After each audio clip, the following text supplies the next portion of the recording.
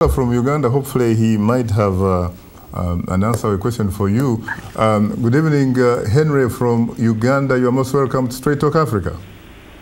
Yes, good evening, Shaka. I am terrific. How are you today?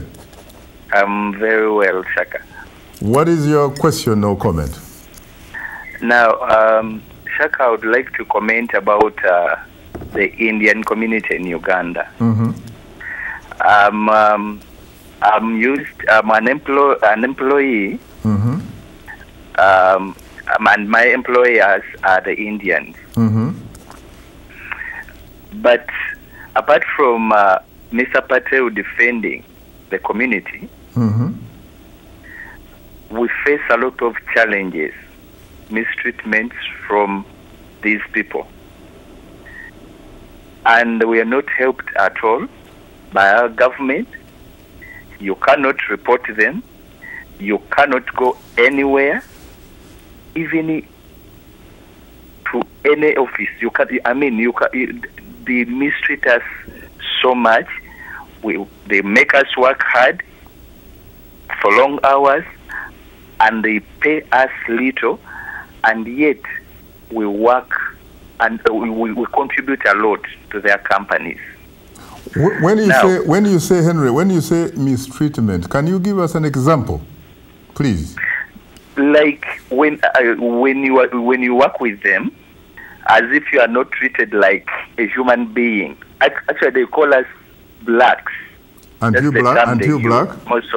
Yes, we are. But in calling you black in condescending, in a manner that condescending, you mean? Sorry? In a condescending way? Yes. I see. I see. And if you, Henry, if you had an opportunity to talk to the Ugandan president or to the Ugandan authorities about your complaints right now, what would you say to him or to them? Mm-hmm. But you know, Shaka, they cannot listen because it is the Indians and the rest of the people that are funding the party that is ruling us. Are you a member? Are you a member? Are you a member of the opposition, Henry? No, I'm not a member of any party. Actually, I once belonged to the ruling party, but now I'm not belonging to any party. I see. Yeah, but we know them. They finance the party. Mm-hmm. That's why even if they do anything wrong to you, you cannot report them anywhere. Some, in fact, have suggested that the government feels comfortable with the Indian business people because they do not pose any potential political threat to them. Of course. Is that something that you would agree with? It is very, very true. They fund it during the times of campaigns. They are the ones you see them recently where they were launching this. They wanted to build the movement house, the headquarters for the ruling party, and the Indians gave in a lot of money. Thank you towards that project. Yeah, thank you very much. But I don't think there is a problem in the Indians giving a lot of money to the project because they happen to work in Uganda, and I think they are entitled and they have rights to do that. Let me come to you. How do you respond to that? Okay, this is a gentleman calling us from Uganda. I don't know. A gentleman working for an Indian company. Okay. And you can hear his compliments. Mm-hmm. Or compliments. Anyway, I think to be very sincerely, I think Henry maybe have a bad luck or something like that. Because most of the Indian companies and Indian thing, I don't think they have any problem like that.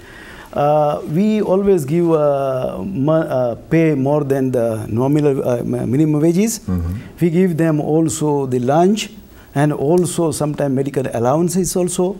Even any workers who has got any simple or serious accident or sickness, the employer always take care of them, sincerely speaking. So I think Henry maybe have some misunderstanding where he's working.